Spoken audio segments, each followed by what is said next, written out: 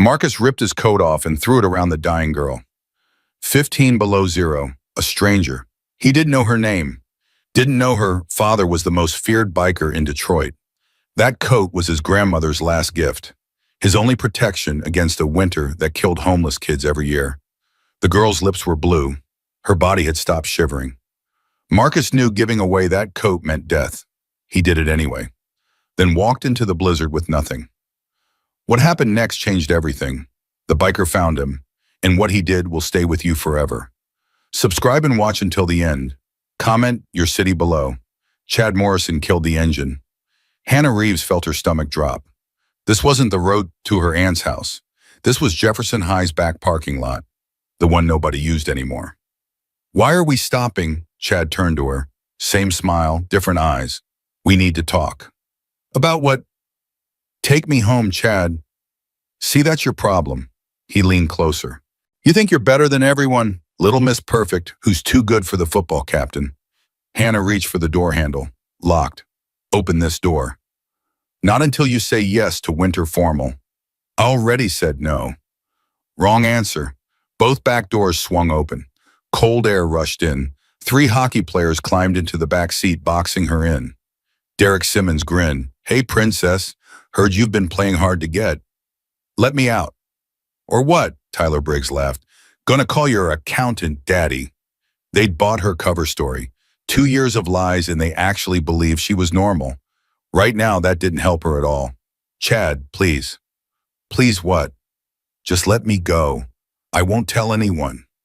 Tell anyone what? We're just having a conversation. He snatched her phone. Don't need interruptions. Give that back. Derek grabbed her arms.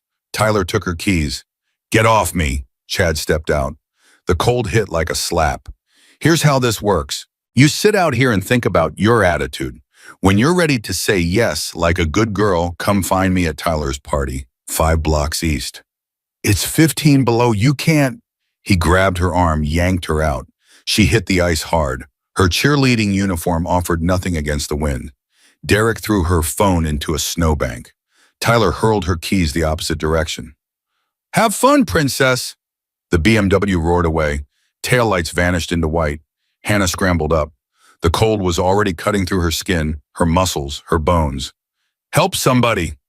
Nothing, just wind and snow and the empty skeleton of the old gymnasium. Phone. She needed her phone. She staggered toward the snowbank. Fell. Got up. Fell again. Her fingers were going numb as she dug through the snow. She found it. Screen cracked. Still working. No signal. She tried 911. Failed. Tried her mom. Failed. Tried her aunt. Failed. 1 bar flickered. Died. Flickered. She dialed the only number left. Her father's burner. The emergency line. Ring, ring. Shadow Daddy. Her voice shattered. Daddy, I need help. Where? Jefferson High, back lot. Some boys, they left me. I'm so cold. I'm so cold, Daddy. 15 minutes. Stay on the line. Phone's dying. Dead. Hannah stared at the black screen. 15 minutes. In this cold, wearing this little 15 minutes might as well be forever. Move. Her father always said movement was life. Stop moving, start dying. She forced her legs forward. 1 step. 2. Her muscles were seizing, her vision blurred. 5 minutes passed, or 10. Time meant nothing anymore. She collapsed against the gym doors. Her body had stopped shaking. She knew what that meant. This was it. Frozen to death in a parking lot because some boy couldn't handle rejection. Her father would burn this city down when he found her body. At least there was that. Hannah closed her eyes. Marcus heard the scream from the science wing. He stopped mopping. Listened. Wind. Just wind. Then again. Faint. Female. Desperate. His grip tightened on the mop handle. His shift was almost done. The laundromat was 5 miles away. In this storm, that walk would drain everything he had. Getting involved meant attention. Attention meant questions. Questions meant social services, foster care group, homes where bad things happen to invisible kids. He should leave. The voice came again, weaker. His grandmother's words hit him like they always did. Be good, baby. The world's going to be hard on you. Don't let it make you hard back. Marcus grabbed his jacket and ran. The back lot was a white nightmare. He could barely see his own hands, but he followed the sound, ragged breathing, someone crying, life slipping away. He found her against the gym doors. Cheerleader uniform, blue lips, gray skin, not shivering. He dropped beside her. Hey, look at me. Her eyes opened, barely. Help! Marcus was already unzipping his jacket. The zipper stuck halfway like it always did. He worked it free, pulled the coat off, wrapped it around her shoulders. The cold hit his t-shirt like a blade. She tried pushing it back. No, you'll die. You're dying faster. I can't take your coat. You're not taking it. I'm giving it. He pulled it tighter around her. His body started shaking. You called someone, right? My father, 15 minutes. Then hold on 15 minutes. He rubbed her arms, trying to create heat. What's your name? Hannah. Marcus, stay awake, Hannah. Talk to me. So cold? I know, fight it. 15 minutes is nothing. Her eyes focused on him, really looked. I know you, the janitor kid. You sit alone at lunch. That's me. Why are you doing this? Because you needed it more. You'll die out there. Maybe. That's stupid. My grandmother said the same thing, said I had too much heart, not enough sense. She's smart. She's dead, 8 months, cancer. Hannah's face crumpled. I'm sorry. Don't be sorry, just stay alive. That's how you thank me. Engines, distant but getting closer, cutting through the storm. Hannah's head lifted. That's him. Good, you're going to be okay. Marcus stood, his legs shook. The cold was already in his bones. Wait, Hannah grabbed his arm. Don't go, my father will help you, please. I've got a place nearby, I'll be fine. You're lying, he was. Someone will notice you soon. I need to disappear. At least your name, your full name. Marcus Webb. Headlights cut through the whiteout. Multiple headlights, engine thunder getting louder. Marcus backed away. Please, Hannah called. Please wait. But he was already gone. Marcus made it 1 mile before his legs quit. He crawled another half mile. Then the cold one, face down in a snowbank, thin shirt frozen to his skin, his grandmother's voice fading in his ears. Be good, baby. Darkness. Osham. The motorcycles ripped through the blizzard. Victor Viper Reeves had broken every law between the clubhouse and Jefferson High. 6 brothers rode behind him, engines screaming against the storm. 15 minutes. He'd promised 15 minutes. He made it in 12. The back lot appeared through the white, a figure against the gym doors. Small, still. Viper was off his bike before it stopped. Hannah, her eyes opened. She was wrapped in something brown, a jacket. Daddy, she reached for him. You came. He lifted her. The jacket wasn't hers. Too big, too worn. A man's jacket with patches sewn on by hand. Who did this to you? Chad Morrison. His friends. They left me here because I said no to winter formal. Senator Morrison's kid. Yes. He's dead. Daddy, wait. Hannah clutched the jacket. There's someone else. A boy found me. He gave me his coat. His only coat. He saved my life. Viper looked at the jacket. Cracked leather. Mismatched patches. A zipper that barely worked. This wasn't something you gave away easy. This was survival gear. This was everything. Who should I? Marcus Webb. He works here, janitor. Homeless, I think. Her voice broke. He walked into that storm with nothing. He's dying out there right now because he saved me. Viper looked at his brothers. Bone, get her warm. Hospital if needed. Done. The rest of you were hunting. Marcus Webb. Find him before the cold does. What about Morrison? Morrison can wait. The kid who saved my daughter can't. They split into the storm. 6 hardened men searching for a teenager who'd given away his life for a stranger. Viper took north. The direction Hannah pointed. 1 mile out, footprints. Staggering. Filling with snow. 2 miles out, a trench. Someone crawling. 2.5 miles out, a body. Face down. Thin shirt. Motionless. Viper rolled him over. Young. 17 maybe. Skinny, the kind of skinny that came from too many skipped meals. Gray skin, purple lips, heartbeat barely there. Bone 2 miles northwest now. Viper stripped off his jacket, his vest, everything he could spare. Wrapped the kid tight, pulled him close. Don't you die. You hear me? Don't you dare die. The kid's eyes fluttered. That's it. Stay with me. Help's coming. Cold. Barely a whisper. So cold. I know. You're gonna make it. You saved my daughter. I'm not letting you die. Bone's engine roared up. One look at Marcus and his jaw went tight. Severe hypothermia. We move now or we lose him. They loaded him between them. Body heat on both sides. The ride back felt like hours. Viper's daughter was safe. The boy who saved her was dying in his arms. And Victor Reeves never left a debt unpaid. 3 days of darkness. Marcus drifted through fragments. Warmth after endless cold. Voices he didn't recognize. A woman's hand on his forehead, gentle like his grandmother's. When he finally woke, he was in a bed. Real sheets, real blanket. A room with motorcycle posters on the walls. He tried sitting up. Everything hurt. Easy. A man's voice, deep as gravel. You've been out 3 days. Marcus turned his head. The man in the chair was maybe 50. Silver-streaked hair, face like weathered stone, tattoos everywhere, leather vest covered in patches. But his eyes, cold calculating, seeing everything, those made Marcus go still. Where am I, wife? Safe, warm. Who are you, Kivia and Victor? People call me Viper. The man leaned forward. You gave my daughter your coat. The storm, the girl, the jacket. Hannah, is she? She's fine because of you. Something shifted in his voice. Doctors said 10 more minutes and she'd have had permanent damage.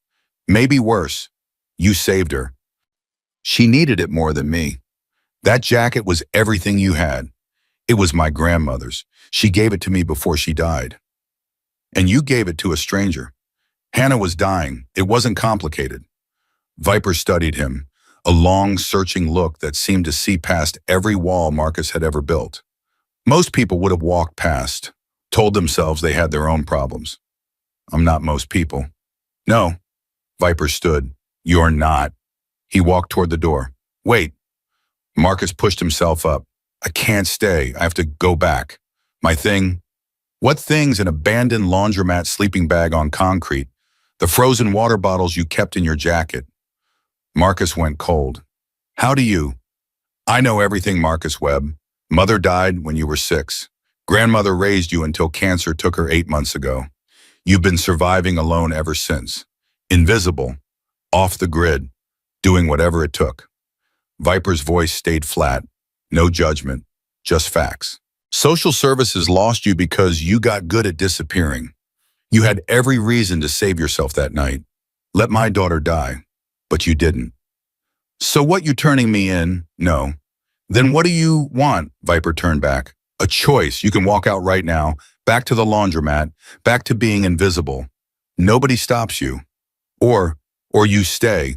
3 meals a day, a real bed, finish school. Viper paused. Find something you haven't had in a long time. What's that, family? He left.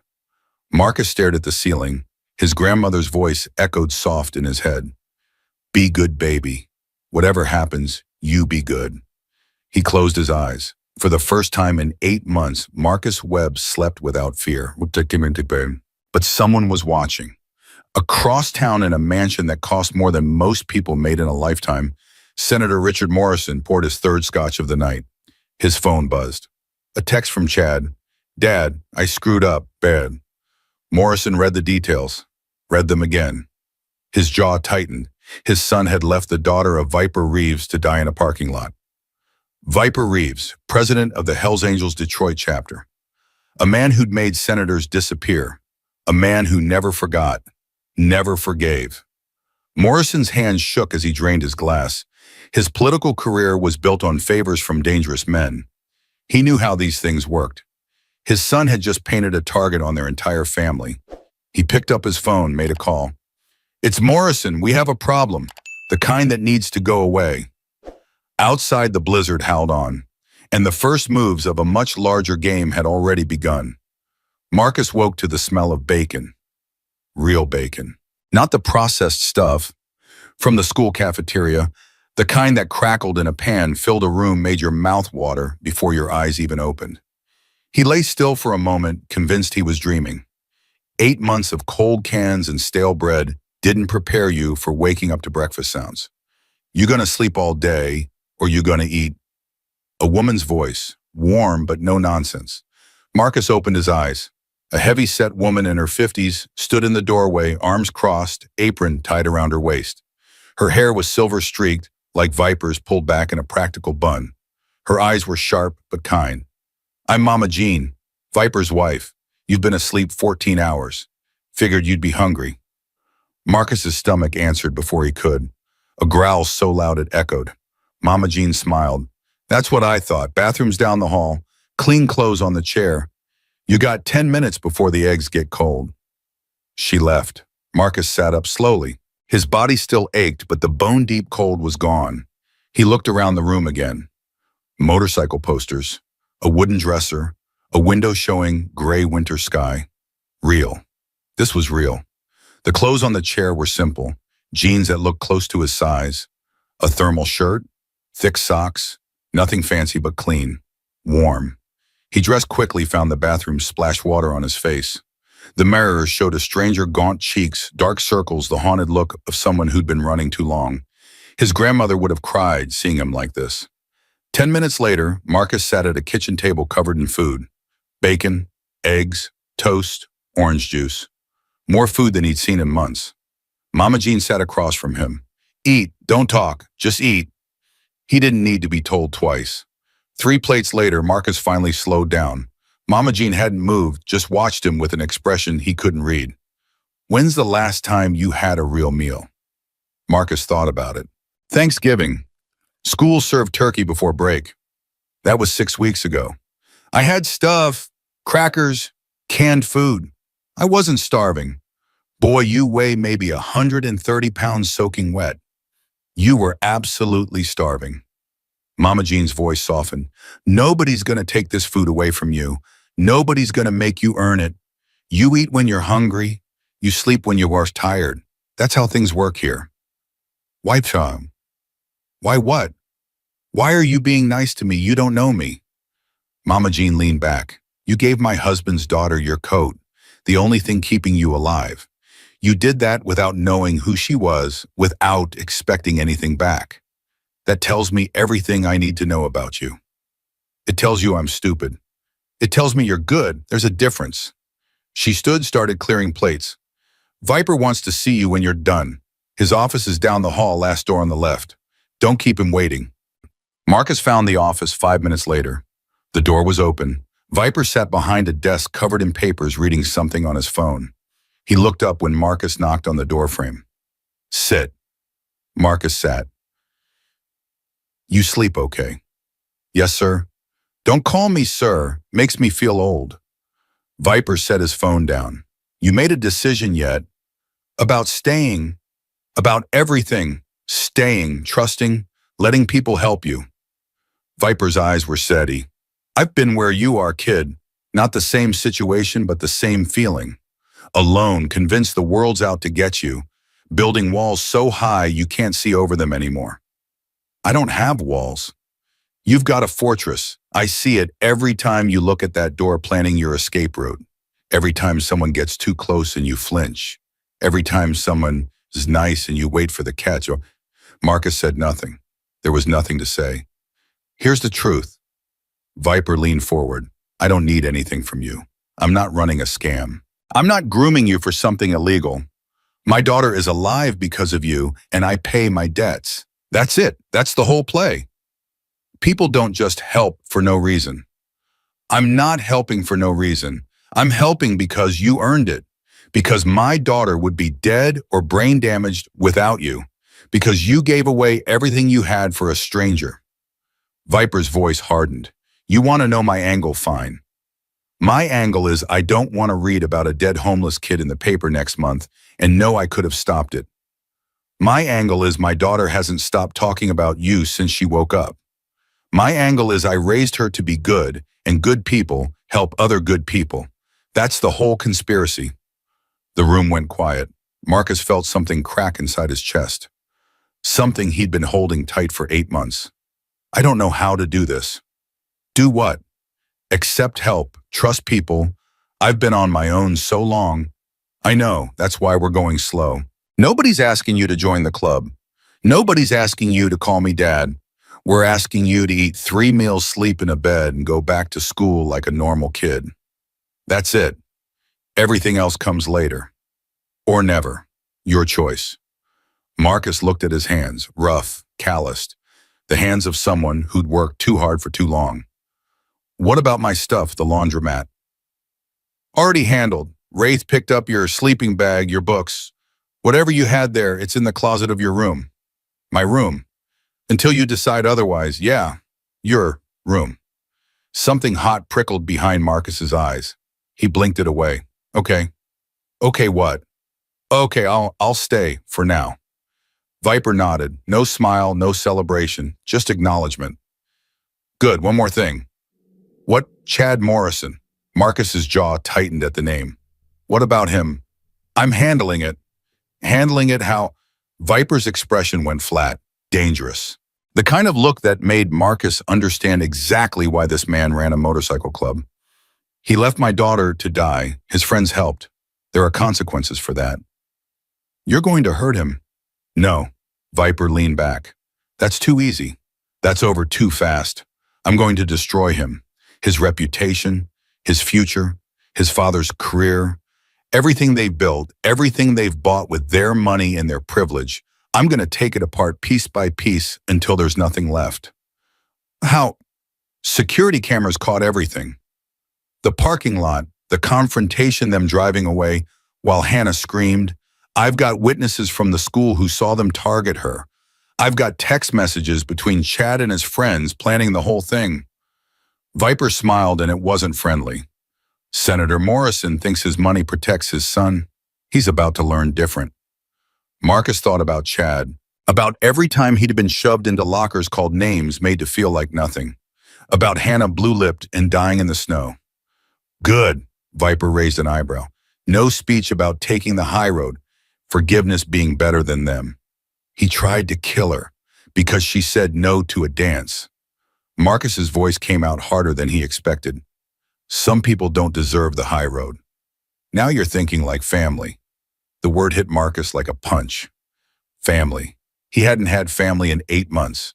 Hadn't let himself think about family because thinking about it meant remembering what he'd lost.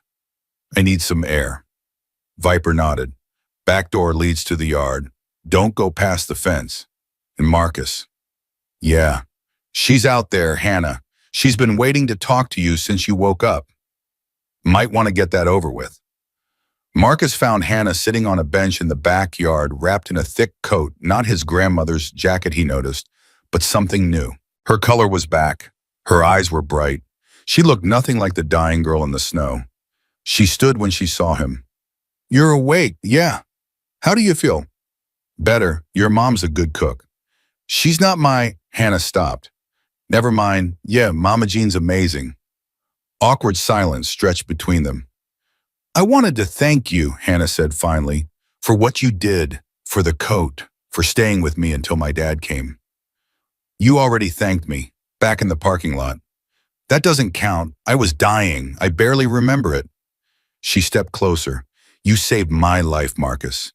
You gave away your only coat in 15 below weather. You could have died, but I didn't. Because my dad found you. If he'd been 5 minutes later, but he wasn't. Hannah made a frustrated sound. Why do you do that? Do what? Brush it off, like it's nothing, like you didn't almost die for a complete stranger. Marcus shrugged. It's done, you're alive. I'm alive. What's the point of talking about it? The point is, I want to understand. Hannah's voice cracked. I want to understand why. I was nobody to you, just some cheerleader from your school. You had no reason to help me. You needed help. That's not enough. That's not a reason. People walk past homeless people every day. They walk past car accidents. They walk past people getting hurt because it's not their problem. Hannah's eyes were wet now. Why didn't you walk past me? Marcus looked away. The backyard was bare frozen ground, chain-link fence, gray sky. Nothing beautiful, nothing special. My grandmother used to tell me this story, he said quietly, about when she was young. She was waiting for a bus in winter. Some guy collapsed on the sidewalk. Heart attack. Everyone walked past because they didn't want to get involved, didn't want to be late for work, didn't want to deal with someone else's problem. He paused. My grandmother stopped, called for help, stayed with him until the ambulance came. He survived. Turned out he was a teacher, had 3 kids, 30 years of students who would have lost him if she'd just walked past. What happened to her? She missed her bus, got fired from her job for being late, had to start over from nothing. Marcus finally looked at Hannah. She never regretted it, said she'd do it again every single time.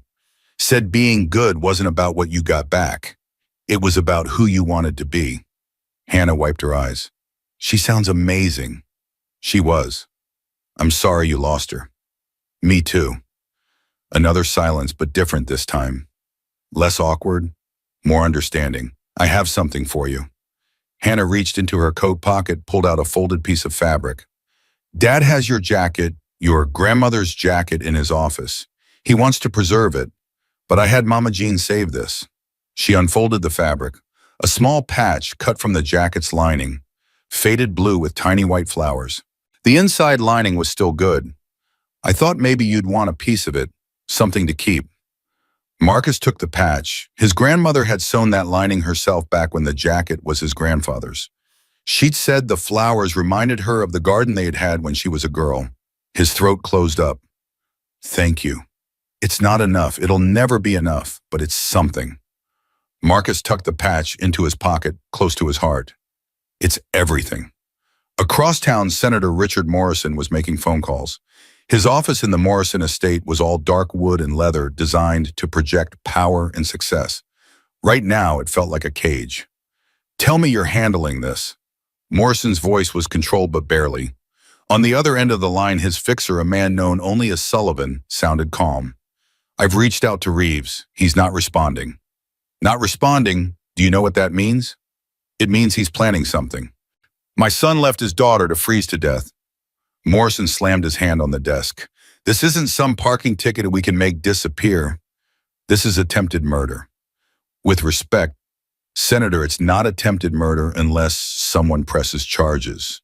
The girl's alive. If we can get to Reeves, make a deal. You don't make deals with Viper Reeves. Don't you understand that the man doesn't negotiate? He destroys. Sullivan was quiet for a moment. Then we need leverage. What kind of leverage do you have over the president of the Hells Angels? The girl goes to a public school, kept her identity hidden. Reeves went to a lot of trouble to give her a normal life. Sullivan paused. That suggests he cares about her reputation, her future. What if we made it clear that any action against your son would result in certain information becoming public? You want to blackmail Viper Reeves? I want to give him a reason to walk away. Morrison thought about it. It was insane, dangerous, potentially suicidal. But what choice did he have? What kind of information? I'm working on it. Everyone has secrets, even biker princesses. Work faster. The longer this goes without resolution, the worse it gets. Understood. Morrison hung up. His hands were shaking. 20 years in politics, deals with criminals, corporations, foreign governments. He'd survived scandals that would have buried lesser men. But this was different. Viper Reeves wasn't a political opponent. He wasn't a rival who could be outmaneuvered or bought off. He was a force of nature, a man who'd built an empire on loyalty and violence, who commanded respect from the most dangerous people in the state. And Morrison's son had tried to kill his daughter. God help them all. Back at the clubhouse, Marcus was learning names. Wraith the road captain, who'd picked up his stuff from the laundromat. Big Silent, with a scar that ran from his eyebrow to his jaw. Bone the medic, who'd saved his life. Former Army steady hands, permanent scowl. Gears the club mechanic, older, maybe 60, with grease permanently embedded in his fingerprints and a laugh that shook his whole body. Prophet, who earned his name by always seeming to know things before they happened. Thin, watchful, unsettling. And Scorpion, Sergeant-at-Arms, built like a truck face, like a thundercloud, who looked at Marcus like he was something stuck to the bottom of his boot. So this is the stray Viper brought home. Marcus met his eyes without flinching. He'd faced bigger bullies than this. My name's Marcus. I know your name. What I don't know is why you're here. Ask your president. Scorpion stepped closer. He smelled like leather and motor oil. I'm asking you. I gave his daughter my coat. She lived. Here I am. That's it. That's your whole story. That's all of it. Scorpion's eyes narrowed. See, I don't buy it. Random homeless kid just happens to save the princess. Just happens to get invited into our clubhouse. That's not luck. That's a setup. A setup for what? That's what I'm gonna find out. Scorpion! Viper's voice cut across the room. My office, now! Scorpion held Marcus's gaze for one more second, then turned and walked away. Marcus let out a breath he didn't know he'd been holding. Don't mind him. Gears appeared at his elbow, wiping his hands on a rag. Scorpion doesn't trust anyone he hasn't known for 20 years. Takes it personal when Viper makes decisions without consulting him. Is he going to be a problem? Probably, but that's between him and Viper, not you. Gears grinned. Come on, kid. Let me show you the garage. You know anything about motorcycles? Not really. Perfect. Clean slate. I'll make a mechanic out of you yet. The garage was massive, 20 bikes at least in various states of repair. The smell of oil and metal filled the air. Gears pointed at a bike on a lift. What do you hear? Marcus listened. Nothing, it's not running. Smart ass. Gears turned the engine over. A rough, uneven sound filled the garage. Now what do you hear? Marcus concentrated. There was something wrong with the rhythm. A ship of hesitation like a heartbeat with a murmur. Something's off. Third cylinder, maybe. The timing sounds wrong. Gears stared at him. You said you don't know motorcycles. I don't, but my grandmother had an old car, a '78 Chevy. It made that same sound when the timing chain was going bad. And you fixed it? Watched a lot of YouTube videos, trial and error. Marcus shrugged. Couldn't afford a mechanic. Gears broke into a wide smile. Kid, I think you and I are going to get along just fine. For the next hour, Gears walked Marcus through the basics.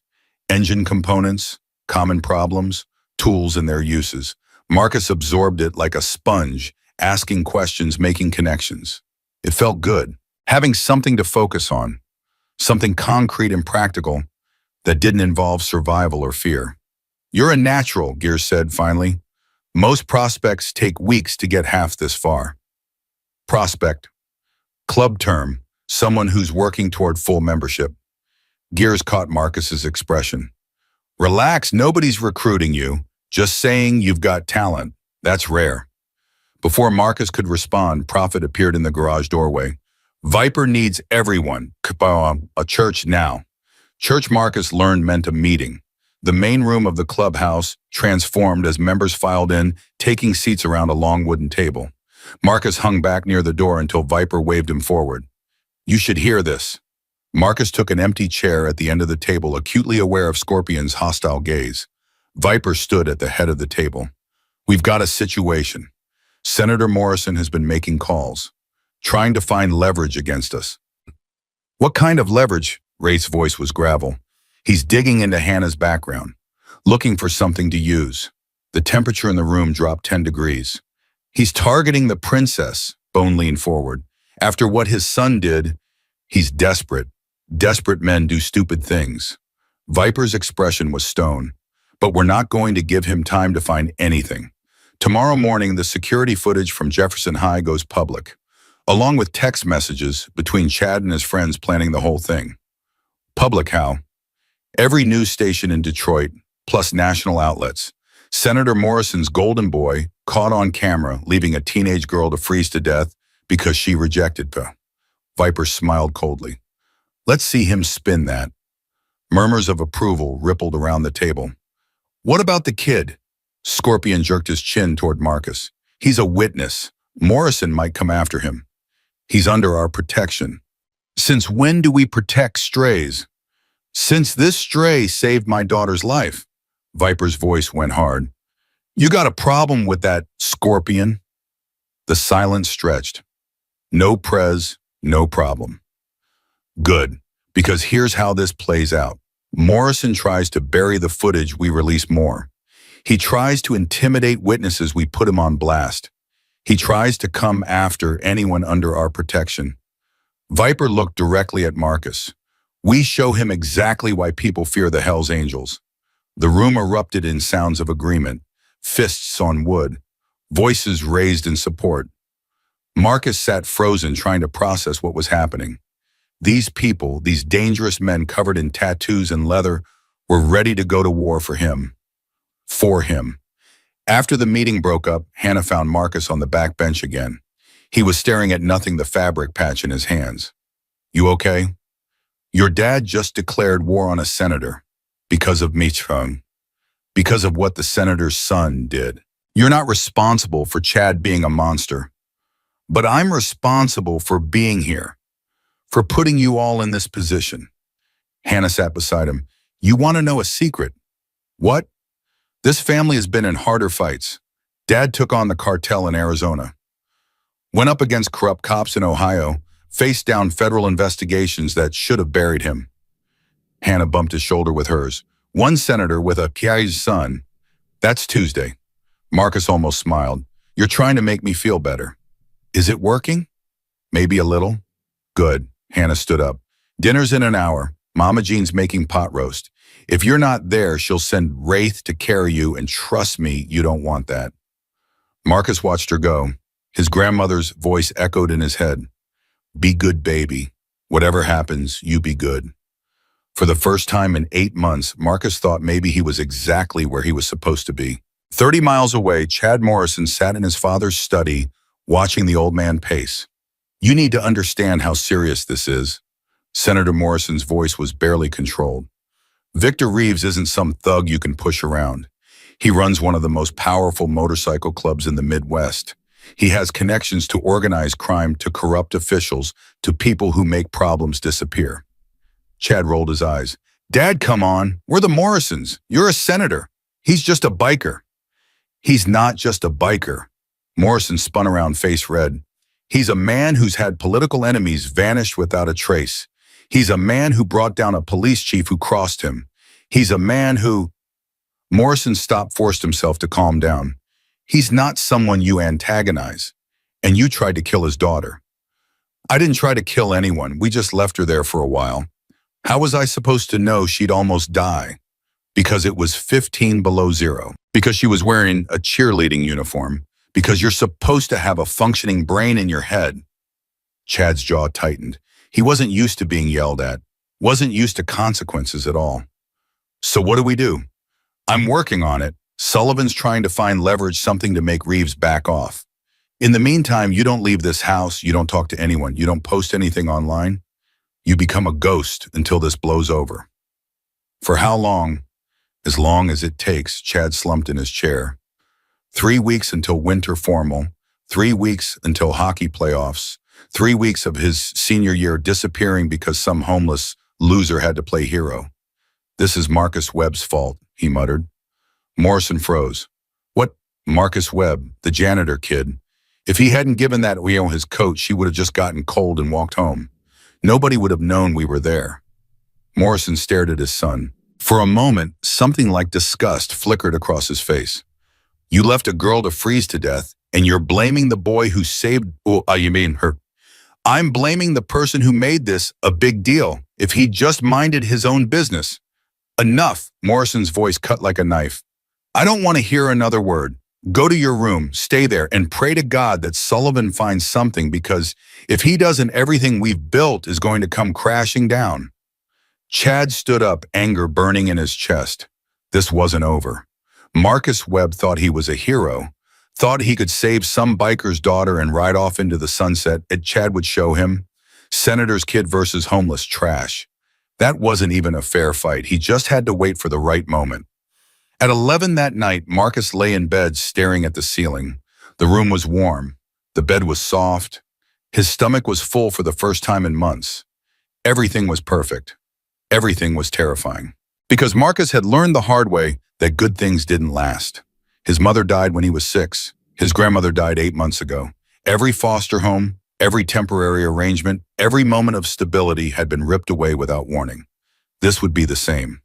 Eventually, Viper would get tired of him. The club would decide he was a liability.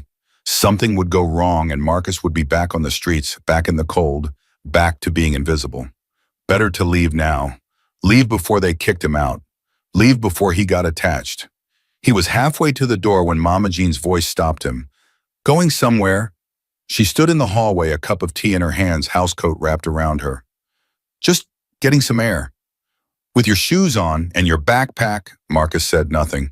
Mama Jean sighed, walked past him into the kitchen. Come have tea with me. I should really. That wasn't a request. Marcus followed. They sat at the kitchen table, steam rising from mismatched mugs. Mama Jean let the silence stretch before speaking. You were running. I was thinking about it. What stopped you? You. She took a sip. You know how I met Viper? No. I was 19, working at a truck stop diner outside of Toledo. Bad home situation. Worse relationship. I was running from everything, convinced the world was out to get me. Marcus looked up. Her story sounded familiar. Viper came in with some of his brothers. Just passing through, I brought them coffee and tried not to make eye contact. But he noticed. Mama Jean smiled at the memory. He saw the bruises I was trying to hide. Saw the fear. Asked me one question. What? Do you want help? Marcus's hands tightened around his mug. I didn't trust him.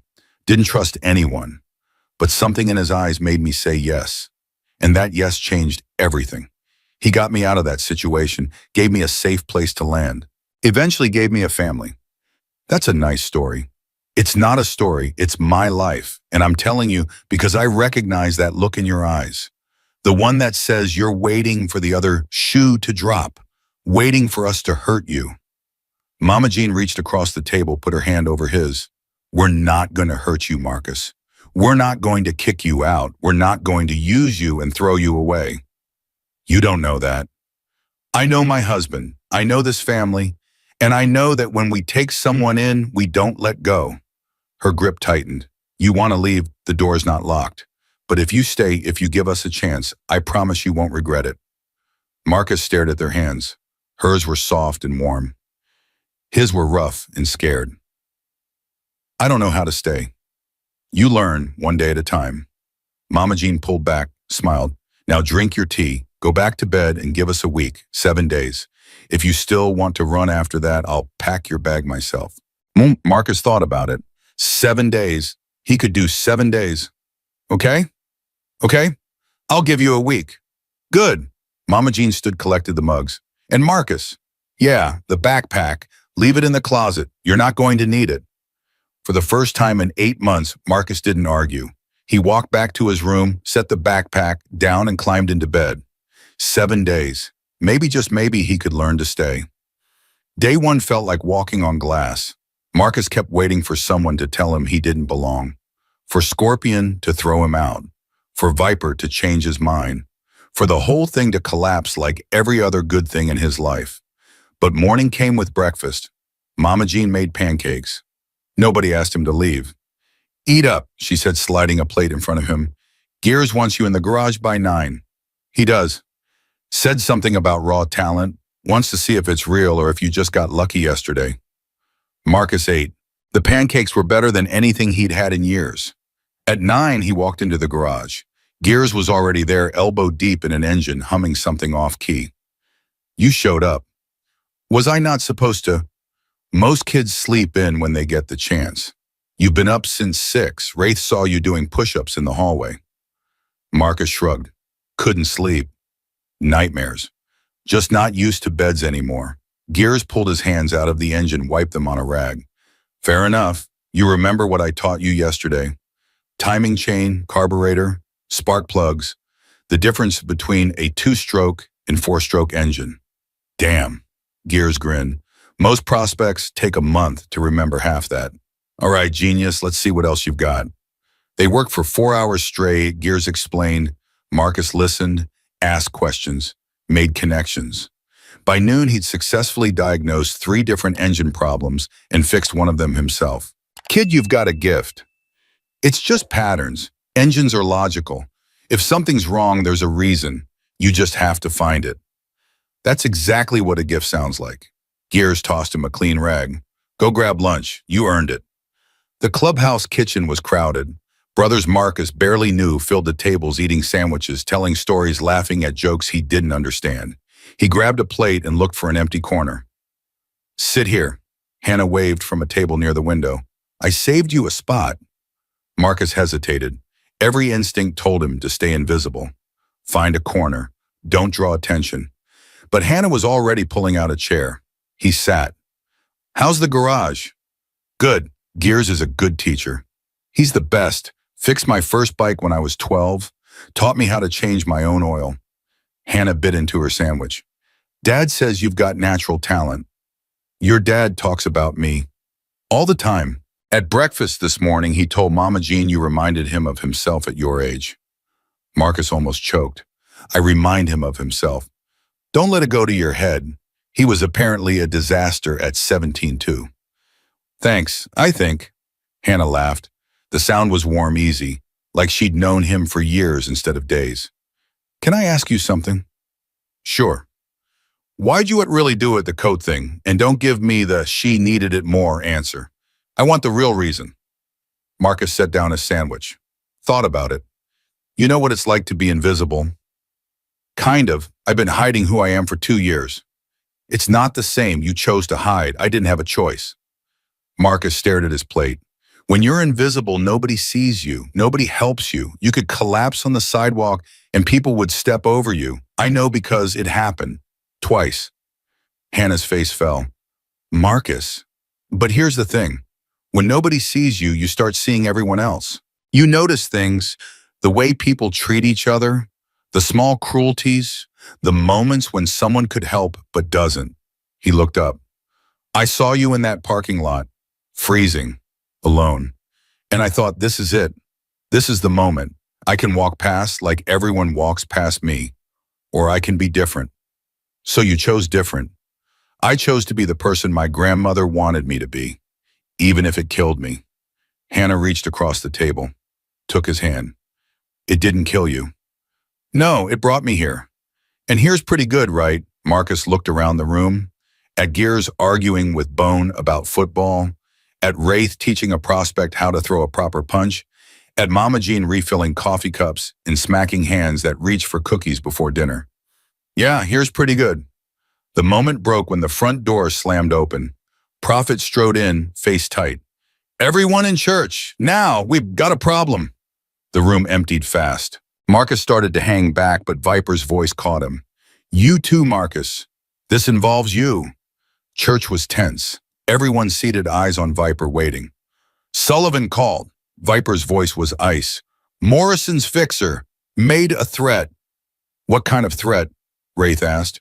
He knows about Marcus, knows he's staying here.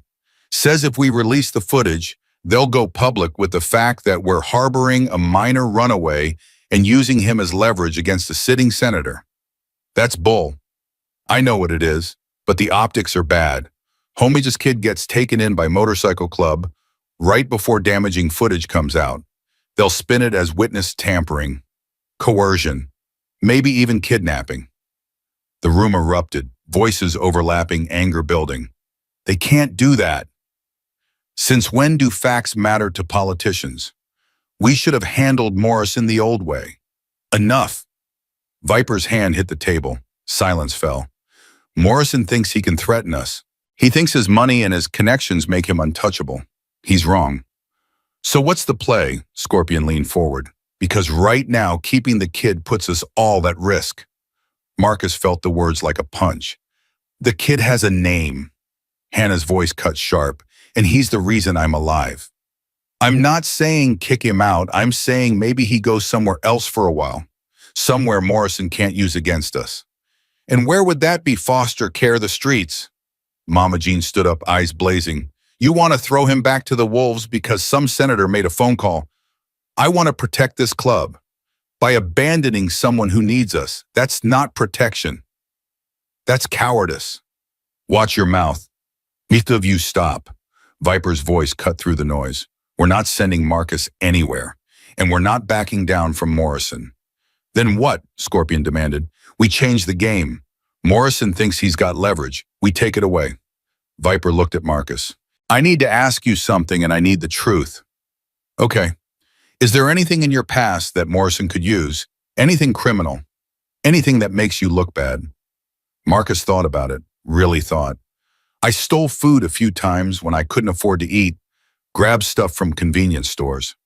Anything else? I broke into the laundromat. That's how I had a place to stay.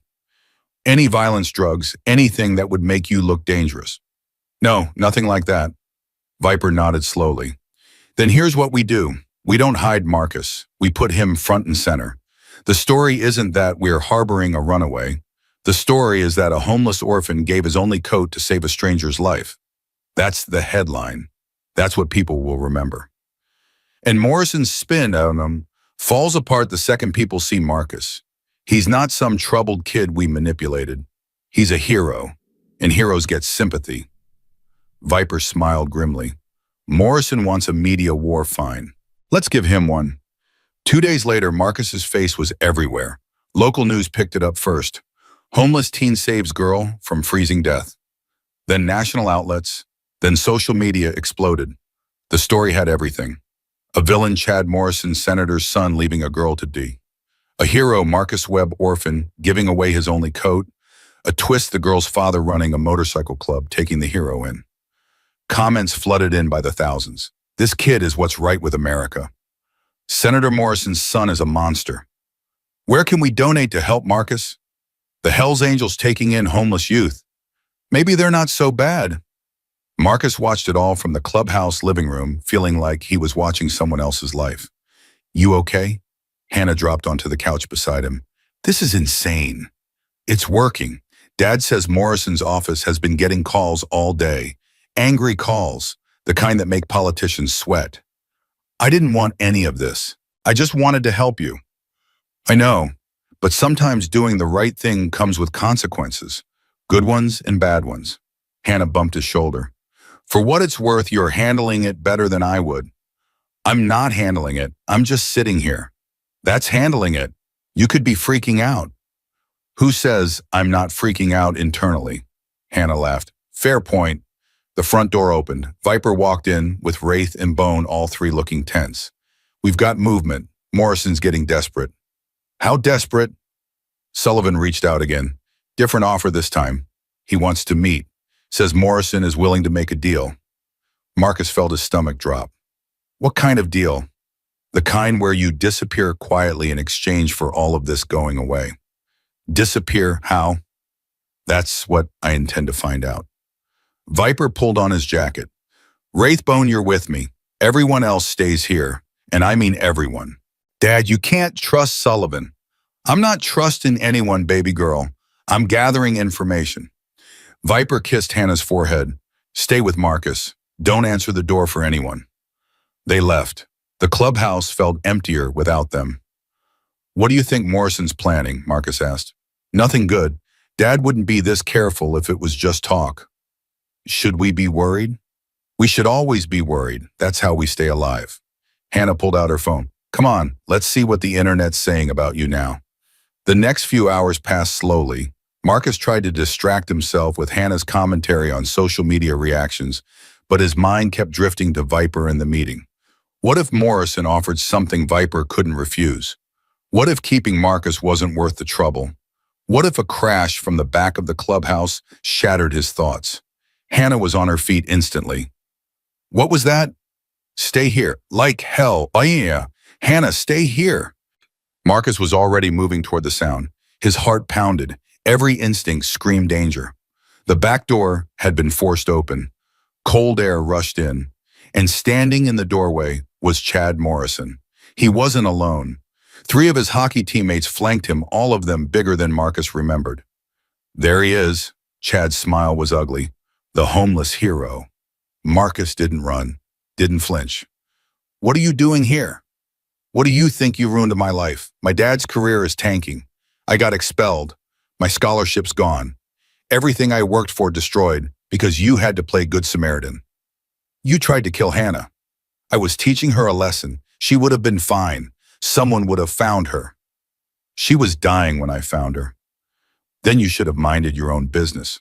Chad stepped closer. His friend spread out boxing Marcus in. But you didn't. And now you've got the whole country thinking you're some kind of saint. I'm not a saint. I'm just a guy who did the right thing. The right thing? Chad laughed bitterly. You know what the right thing would have been, walking past, letting her figure it out. Then none of this would have happened. Then she'd be dead. She's a biker's daughter. Who cares? Something snapped in Marcus. 8 months of being invisible. 8 months of hunger and cold and fear. 8 months of watching people walk past him like he didn't exist. And now this privileged, entitled monster stood here telling him that letting someone die would have been the right thing. I care. Marcus's voice came out hard. That's the difference between us. I care about people I've never met.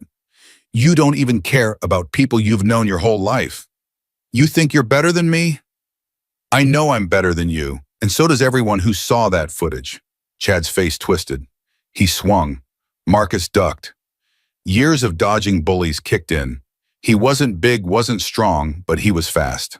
Chad's fist hit air. Hold him, Chad screamed. Derek and Tyler grabbed Marcus's arms, pinned him. Chad's second punch connected. Stars exploded across Marcus's vision. Not so tough now, are you? Another punch. Blood filled Marcus's mouth. Think you can ruin my life and get away with it. Another punch. Marcus's legs buckled. I'm going to send you back to the streets where you belong. Chad pulled back for another hit. A hand caught his wrist. I don't think so. Scorpion stood behind Chad, grip like iron, face like death. Let him go. Derek and Tyler released Marcus immediately. He collapsed, gasping. Do you have any idea what you just did? Scorpion's voice was terrifyingly calm. You broke into a Hells Angels clubhouse, assaulted someone under our protection, in front of witnesses. Chad's bravado crumbled. You were just committing multiple felonies. Scorpion released Chad's wrist, but his presence was a wall. Your daddy can't buy your way out of this, one kid. Footsteps thundered from the front of the house. Hannah appeared, phone in hand. Cops are on their way. I called 911 the second I heard the crash. Chad's face went white. You can't, my dad will. Your dad's in a meeting with Viper right now. Scorpion smiled. It wasn't friendly. Imagine how that conversation's going to go when he finds out you just added assault and breaking and entering to your resume. The next 20 minutes were chaos. Police arrived. Statements were taken. Chad and his friends were hauled away in handcuffs, Chad screaming about his rights, his father, the unfairness of it all. Marcus sat on the couch, Mama Jean pressing ice to his split lip while Hannah hovered nearby. You should have called for help, Hannah said for the third time. You shouldn't have confronted them alone. I didn't want them to hurt you. I can handle myself. I know, but I couldn't just hide. Mama Jean finished with the ice cup Marcus's face in her hands. You're just like him, you know that. Like who? Like Viper. 30 years ago, always running toward our trouble instead of away from it. That's not a compliment, is it? It's an observation.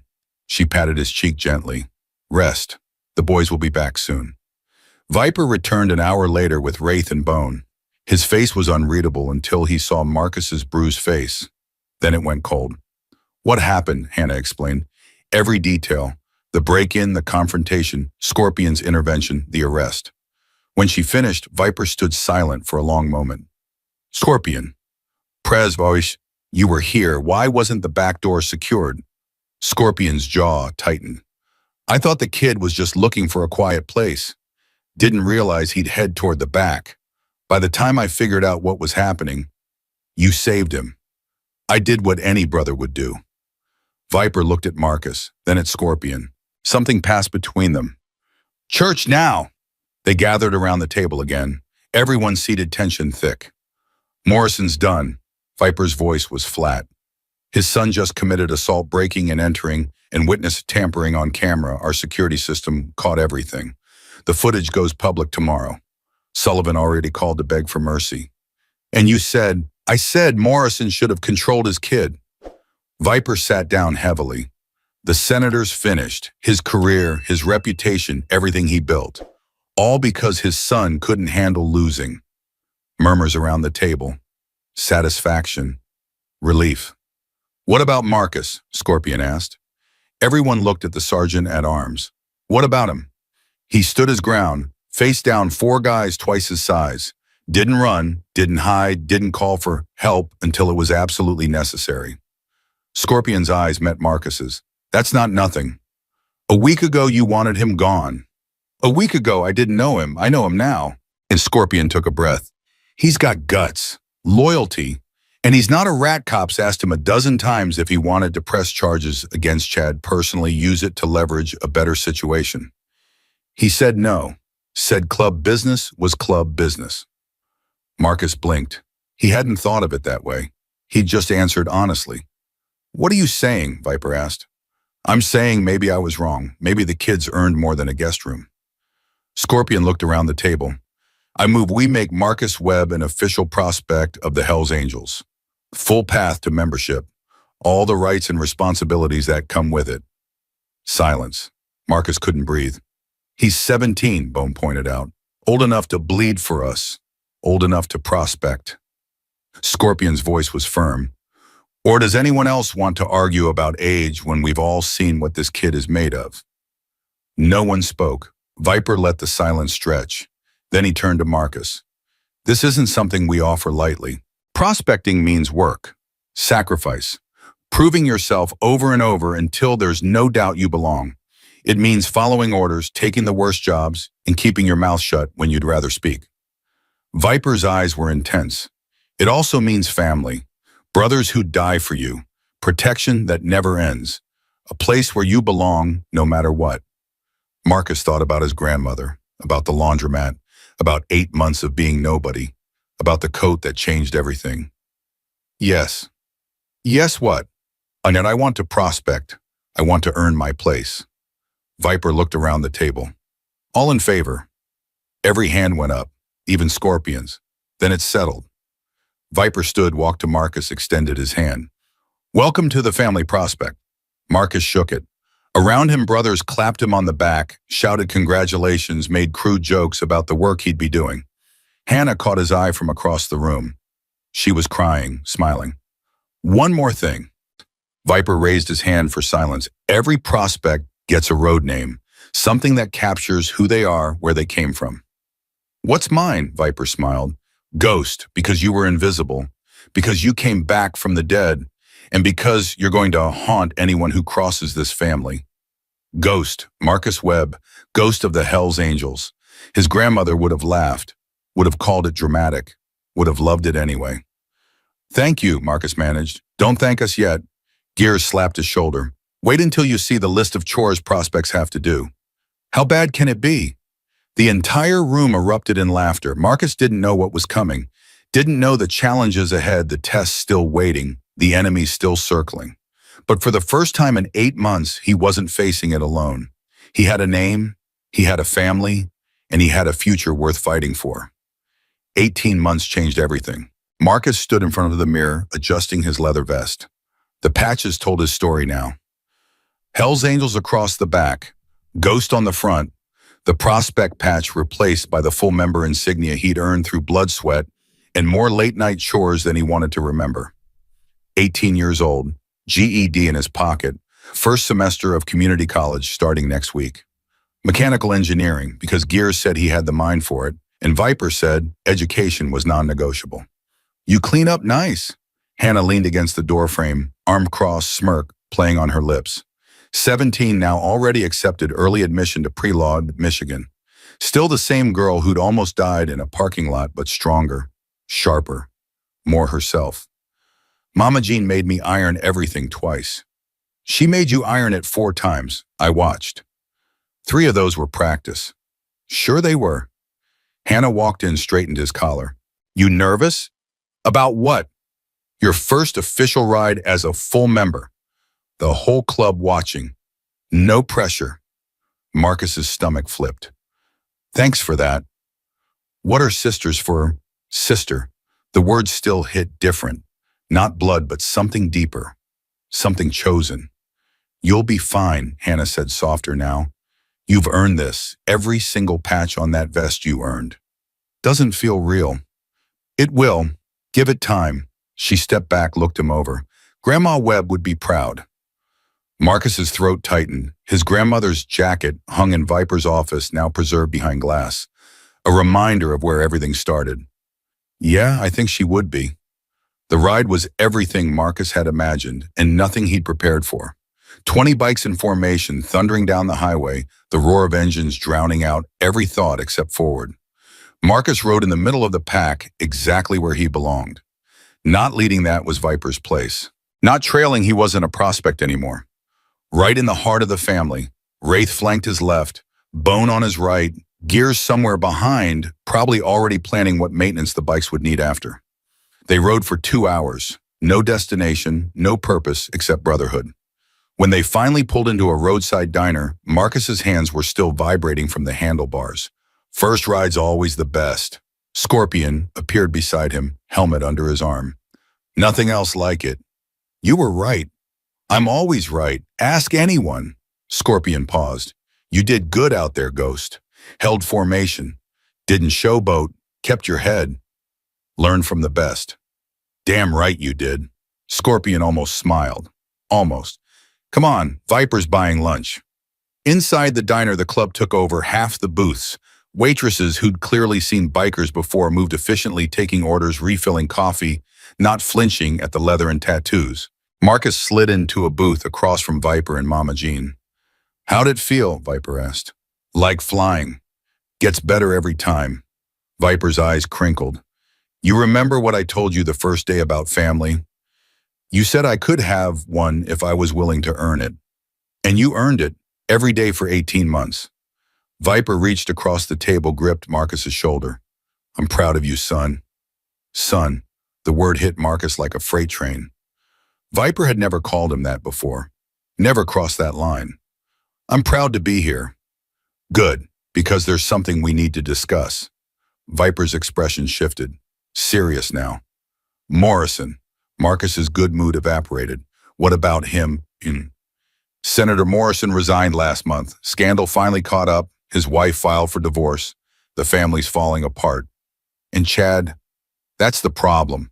Chad's been spiraling, dropped out of the rehab his father forced him into, started dealing to pay bills. Word is he's gotten into serious debt with some dangerous people. Why are you telling me this? Viper was quiet for a moment. Because eventually someone's going to come looking for him, and when they do, they might connect him to you, to us, to everything that happened. So what? He made his choices. He did, but choices have consequences that ripple outward.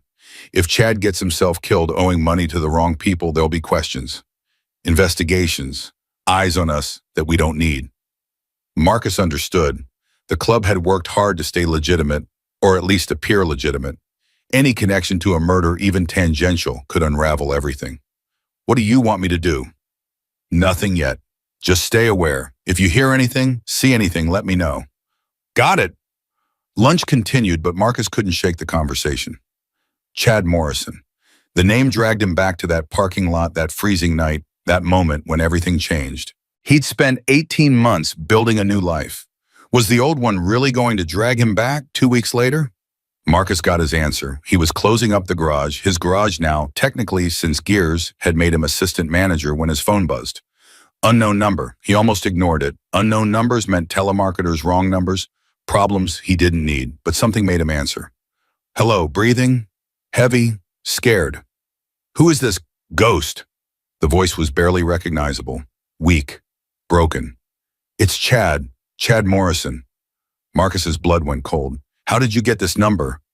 I still have contacts. Please, I need help. Why would I help you? Because you're the only one who might. Chad's voice cracked. They're going to kill me tonight. I owe them money I can't pay, and they're going to kill me. Call the cops. I can't. I've got warrants. The second I call anyone official, I go to prison. And these guys have people inside. I'd be dead before morning. Then call your father. My father won't take my calls. Nobody will. I've burned every bridge I ever had. Chad was crying now, actual tears. I know I don't deserve your help. after everything I did, but I don't know who else to call. Marcus closed his eyes, thought about his grandmother, about what she would say. Be good, baby. Whatever happens, you be good. Being good wasn't just about helping people who deserved it. It was about helping people who needed it, even when they didn't deserve it at all. Where are you? Silence. Then an address, somewhere in the worst part of Detroit. Stay there, don't move. I'm coming. Marcus hung up, stared at his phone. This was insane. Chad had tried to kill Hannah, had broken into the clubhouse, had spent years making Marcus's life miserable. Every rational thought screamed to leave him to his fate. But rationality had never been Marcus's strong suit. He grabbed his keys, mounted his bike, and rode into the night. The address led to an abandoned warehouse near the river, because of course it did. Marcus killed his engine, a block away approached on foot. His senses were on high alert. Every shadow could hide a threat. Every sound could mean danger. He found Chad huddled behind a dumpster, barely visible in the darkness. The senator's son looked nothing like Marcus remembered. Thin, gaunt, track marks on his arms. Clothes that hadn't been washed in weeks. Eyes that had seen too much and couldn't unsee any of it. You came. Chad's voice was hollow. I didn't think you'd actually come. Neither did I. Marcus crouched beside him. What happened? Everything? Nothing? I don't even know anymore. Chad laughed bitterly. After the arrest, after my dad's career imploded, I just stopped caring. Started using. Started dealing to fund the using. Got in deep with some guys who don't take IOUs. How much do you owe? 50,000. Might as well be 50 million. Marcus whistled low. That's a lot of drugs. That's a lot of bad decisions. Chad met his eyes. Why are you here, really, after everything I did to you? Honestly, I'm not sure.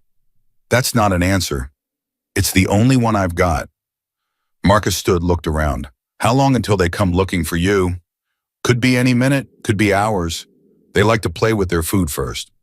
Then we need to move. Can you walk? Barely. Marcus hauled Chad to his feet. The other boy weighed almost nothing muscle, gone fat, gone just bones and regret. My bike's a block away. Think you can hold on? Do I have a choice? There's always a choice. That's kind of the whole point. They made it 50 feet before the headlights appeared. 2 cars, 4 men each, coming fast. Run, Marcus said. I can't. Then let me rephrase, move your feet or die here. They ran. Or rather, Marcus ran while half carrying Chad, the other boy's legs, barely cooperating. The bike was too far. The cars were too close. This was how it ended. Not in a snowstorm, but in some forgotten alley, saving the person who'd tried to destroy him. His grandmother would appreciate the irony. The first car cut them off. Doors opened. Men poured out. Well, well. The leader was big, covered in prison tattoos, smile full of gold teeth. Little Chad brought a friend. How thoughtful. I don't have your money, Chad stammered, but I can get it. I just need more time. Time's up. Has been for a week. Gold Teeth looked at Marcus. Who's this? Your bodyguard?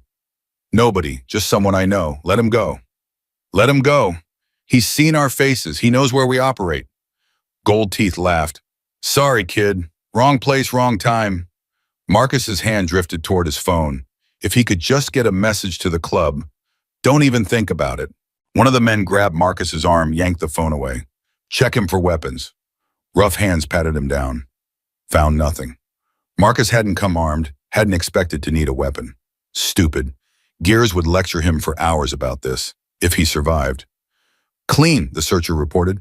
Good, then let's make this quick. Gold Teeth pulled out a gun. Any last words, Chad? Chad was trembling, crying, the boy who'd terrorized Marcus for years reduced to a sobbing wreck. Please, please, I'll do anything.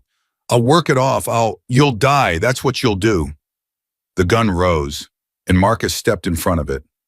Move, kid. No. Gold Teeth's eyes narrowed. Excuse me. I said no. You want to kill him. You have to go through me first. That can be arranged. Maybe, but here's the thing. Marcus kept his voice steady even though his heart was trying to escape his chest. You know who I am. Should I brush him? See, Ghost, Hell's Angels, full patch member. Marcus watched the recognition flicker across Gold Teeth's face. You kill me, you start a war you can't win. Viper Reeves tears this city apart looking for whoever pulled the trigger. You're bluffing. Am I? Pull out your phone, look me up, I'll wait. Tense silence. One of the men did pull out his phone, started typing. His face went pale. Boss, he's telling the truth. Ghost. He's all over the news from last year. The coach story. Gold Teeth's expression shifted, the easy confidence cracking. So you're some biker's charity case. So what? So Viper doesn't lose family, ever. You kill me, he hunts you down. You kill Chad while I'm watching, he hunts you down. Either way, your operation ends tonight. We could kill, you both dump the bodies. Nobody would ever know. My club knows I'm here. I texted before I left. They're probably already on their way.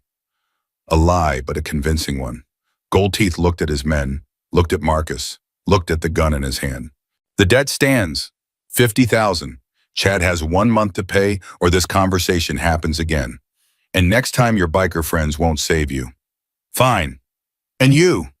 Gold Teeth pointed the gun at Marcus. Stay out of our business. Next time I see you, I won't be so understanding. Noted. The men piled back into their cars. Engines roared. Headlights swept across the alley as they drove away. Marcus let out a breath he didn't know he'd been holding. Holy, Chad collapsed against the wall. You just bluffed a drug lord. Don't remind me. You could have died. Yeah.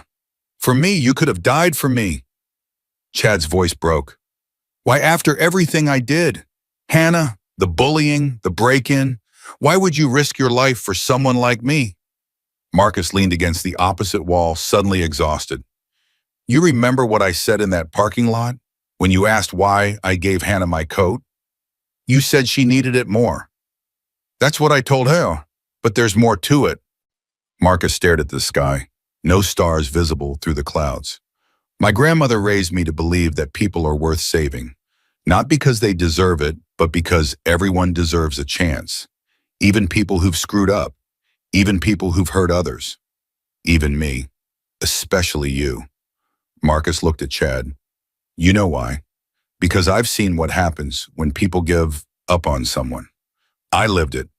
After my mom died, after my grandmother got sick, people gave up on me, decided I wasn't worth the effort, and I almost died because of it. But you didn't, because Hannah didn't give up, because Viper didn't give up, because people I'd never met decided I was worth saving. Marcus pushed off the wall. Now it's your turn to decide if you're worth saving. I don't know if I am. Then figure it out.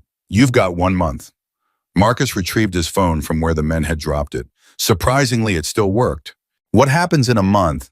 Either you pay your debt and start over, or you DM me. Simple as that. I don't have $50,000. Then earn it. Get clean. Get a job. Ask your father for help. Do whatever it takes. Marcus started walking toward his bike. Or don't. It's your choice. Wait. Chad struggled to his feet. Where are you going? Home, where I should have stayed tonight. Can't you, I don't know, help me talk to your club? Maybe they could. No. Marcus spun around. I saved your life tonight. That's more than you deserve. But I'm not solving your problems. I'm not paying your debts. I'm not babysitting you through recovery. You want a second chance? Earn it yourself. I don't know how. Figure it out. That's what the rest of us do. Marcus mounted his bike. There's a rehab facility on the east side, Saints and Sinners. They work with the club sometimes. Tell them Ghost sent you. They'll take you in. And then what? And then you prove you're more than the worst thing you've ever done. Marcus kicked the engine to life, or you don't. Your call.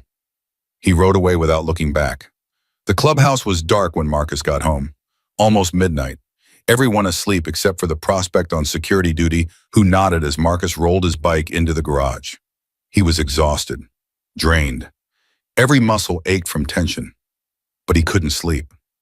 Not yet.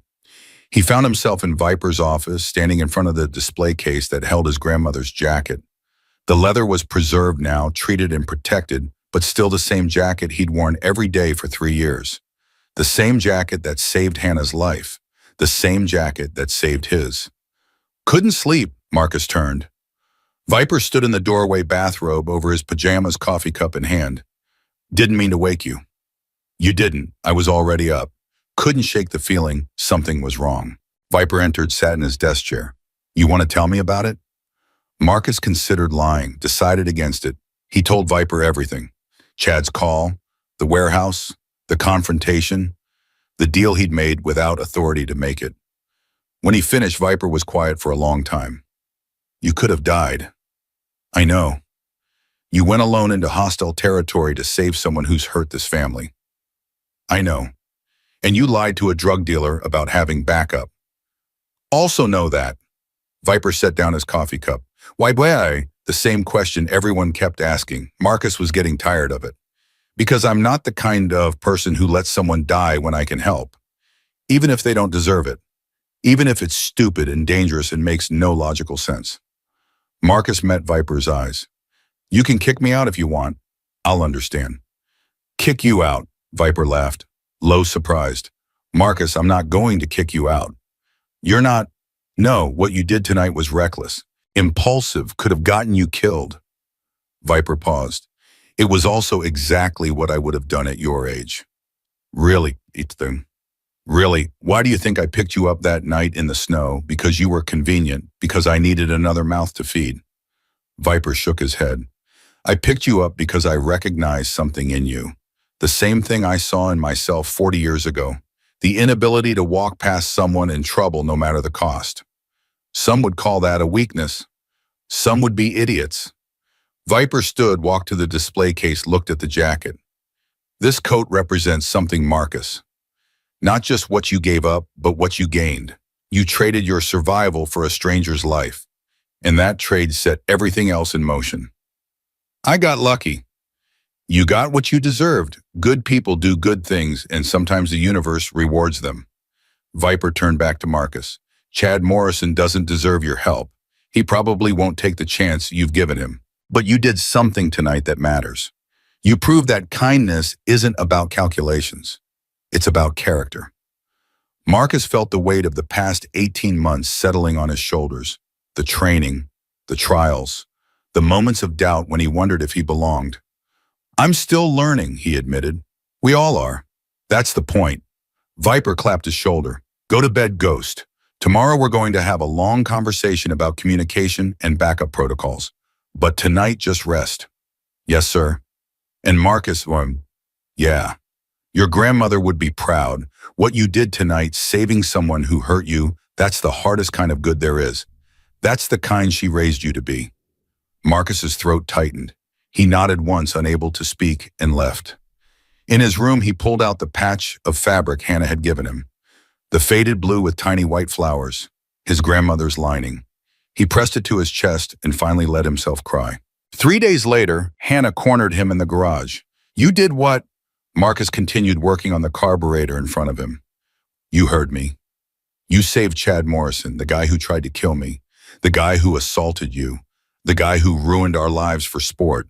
Yeah. And you're not even going to explain. Marcus set down his wrench.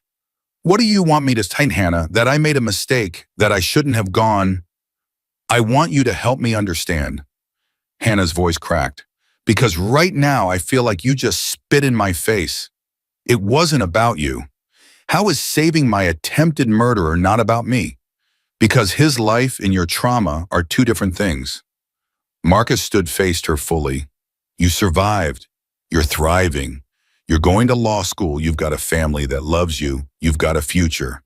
Chad has nothing. Nothing except debt and addiction and a death sentence if he can't turn things around. Good. He deserves nothing. Maybe. But I couldn't watch him die. Why not? Because then I'd be the kind of person who lets people die, and I can't be that. I won't be that. Marcus took a breath. You want to know the real reason, the one I haven't told anyone else? Yes. When I was dying in that snowstorm after I gave you my jacket, I had this thought. This one clear thought in the middle of all the cold and the fear. Marcus's voice dropped. I thought at least I'll die as someone good. At least my grandmother won't be ashamed of who I became. Hannah was silent. Saving Chad wasn't about him. It was about me, about who I want to be when I look in the mirror, about proving that the kindness in me isn't conditional, That it's not just for people I like or people who deserve it. Marcus picked up his wrench again. If that makes you hate me, I understand. But I won't apologize for it. A long moment passed. Then Hannah crossed the garage and hugged him. I don't hate you. Her voice was muffled against his shoulder. I'm angry and confused and maybe a little jealous that you can be that good, but I don't hate you. Jealous of your capacity for forgiveness. I'm not there yet. Maybe I'll never be. She pulled back, wiped her eyes. But I'm glad you are. The world needs people like you. The world needs people like you too. People who fight for justice. People who hold others accountable. Then maybe we balance each other out. Maybe we do. Hannah helped him finish the carburetor. They didn't talk about Chad again, but something had shifted between them. A deeper understanding, a recognition that family didn't mean agreeing on everything. It meant loving each other anyway. 1 week later, Marcus got a text from an unknown number. I checked into Saints and Sinners, 1 week sober. Hardest thing I've ever done. I don't know if I'll make it, but I'm trying, thank you. See, Marcus stared at the message for a long time. Then he typed back, 1 day at a time. That's how it works. He didn't expect a response, didn't need one, but somewhere in the city, Chad Morrison was fighting for a future he hadn't earned and might not deserve. And somewhere in that fight, Marcus had planted a seed. Only time would tell if it would grow. That night over dinner, Viper made an announcement. We're starting something new, a program for homeless youth, partnering with shelters, providing winter gear, food resources. The table went quiet. We're calling it the Warm Coat Initiative. Viper looked at Marcus, in honor of someone who taught us what real kindness looks like. Marcus couldn't speak. Every winter we collect coats, distribute them to kids who need them. Give them what Marcus didn't have, someone watching out for them. Viper raised his glass. To Ghost, who reminded us why we do what we do. To Ghost, the table echoed. Marcus ducked his head, overwhelmed. Mama Jean squeezed his hand under the table. Hannah beamed at him from across the room. And somewhere, he was sure of it, his grandmother was smiling too. 3 years later, Marcus stood where it all began.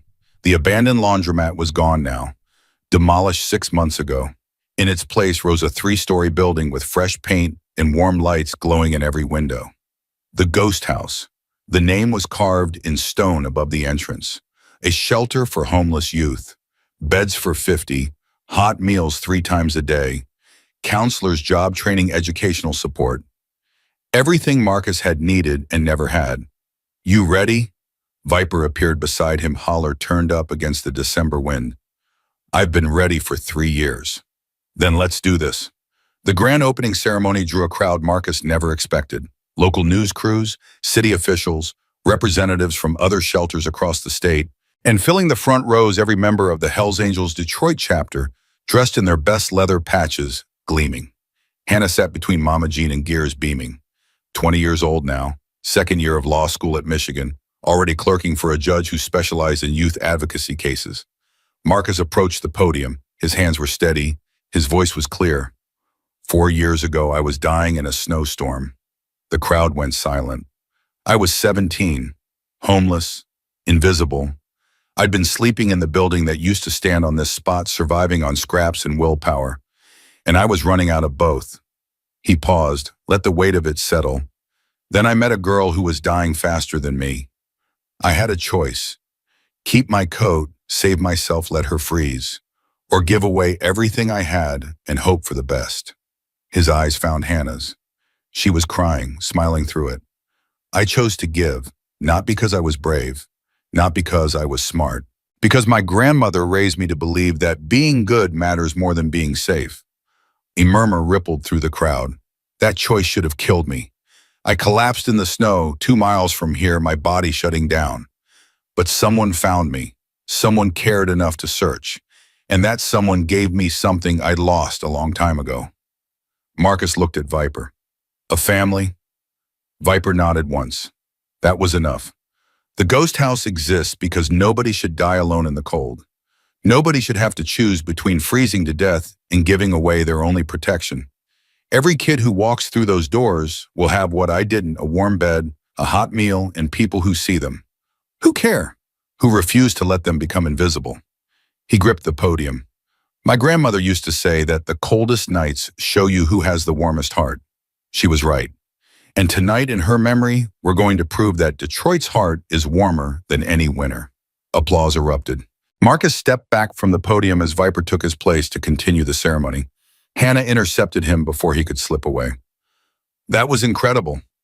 It was terrifying. Same thing sometimes. She hugged him tight. Grandma Webb would have lost her mind, in a good way. I hope so. I know so. Hannah pulled back, eyes bright. There's someone here to see you. Back of the crowd.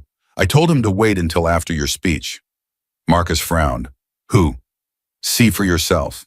He made his way through the crowd, shaking hands, accepting congratulations, trying to stay grounded in a moment that felt impossibly big. At the back, standing apart from everyone else, was Chad Morrison. Marcus almost didn't recognize him. The hollow-eyed junkie from 3 years ago was gone. In his place stood a man who looked healthy, steady, present. Ghost. Chad's voice was different too. Calmer, more certain. Chad, you look alive, yeah, thanks to you. Chad shoved his hands in his pockets. 3 years sober next month, counselor at Saints and Sinners, helping kids who ended up where I almost did. I heard. Gears mentioned you'd been doing good work. Gears talks about me. The club keeps tabs, old habits. Chad nodded slowly. I deserved that. I deserved a lot worse than surveillance. Probably. A pause stretched between them, 3 years of history hanging in the air. I didn't come here to ask for forgiveness, Chad said finally. I know I don't deserve that. What I did to Hannah, to you, to everyone I hurt, there's no making that right. Then why are you here? To say thank you and to show you something. And Chad pulled out his phone, scrolled to a photo. This is the program I run now. Youth outreach for kids from abusive homes. We've helped 37 kids in the last year, gotten them into safe housing, therapy, education. Marcus looked at the photo. A group of teenagers smiling, standing in front of a community center. 37 kids who might have ended up like me. Or worse. Chad's voice cracked. That's because of you. Because you didn't let me die when you should have. Because you gave me a chance I hadn't earned. You did the work. You stayed sober. You built this program. But I wouldn't have had the chance if you'd walked away. Chad met his eyes. That night in the warehouse when you stepped in front of that gun, that was the first time in my entire life someone put themselves at risk for me. Not because I was a senator's son, not because they wanted something, just because they thought I was worth saving. Everyone's worth saving, Chad. That's the whole point. I know that now. Didn't know it then. Chad put his phone away. I'm not asking to be your friend. I'm not asking to be part of the club or Hannah's life or any of that. I just needed you to know that what you did mattered, that the seed you planted grew into something real. Marcus considered the man in front of him, the boy who'd tormented him for years, the monster who'd left Hannah to die, the addict who'd nearly gotten them both killed, and now somehow something else entirely. 37 kids. So far, planning to double that next year. That's not a seed, Chad. That's a forest. For the first time in 4 years, Chad Morrison smiled. A real smile, without cruelty or calculation. Maybe, but you planted the first tree. They shook hands. No friendship, no absolution, but something like peace. Take care of yourself, Marcus said. You too, Ghost. You too. Chad disappeared into the crowd. Marcus watched him go, processing the encounter. That looked intense. Hannah materialized beside him. You okay? Yeah, I think I am. What did he want? To show me something. Marcus turned to face her. To prove that people can change. Can they? I don't know, maybe. Or maybe they just become who they were always supposed to be once someone gives them the chance. Hannah linked her arm through his. When did you get so philosophical? Somewhere between almost dying and opening a homeless shelter. The exact timeline's fuzzy. She laughed. That sound never got old. Come on, Mama Jean's got food ready at the clubhouse. Everyone's waiting. The celebration lasted until midnight. Marcus found himself surrounded by the people who'd saved his life and then helped him build a new one. Viper held court at the head of the table, telling stories about the early days of the club. Mama Jean force-fed everyone second and third helpings. Gears and Wraith argued about motorcycle specifications. Scorpion, who'd become something like a gruff uncle to Marcus, threatened to arm wrestle anyone who questioned his authority. Even Prophet smiled, which Bones swore hadn't happened since 1987. Speech, someone called. Then others picked it up. Speech, speech, go speech. Marcus stood glass in hand, feeling the warmth of family pressing in from all sides. All right, you want a speech? Here's a speech, he raised his glass. 4 years ago, I had nothing. No home, no family, no future. I was invisible and I was dying. The room quieted. Then I gave away my coat. Stupidest thing I ever did. Should have killed me. Would have killed me if not for every person in this room. He looked around the table. Viper found me. Bones saved me. Mama Jean fed me. Gears taught me. Wraith protected me. Scorpion tolerated me.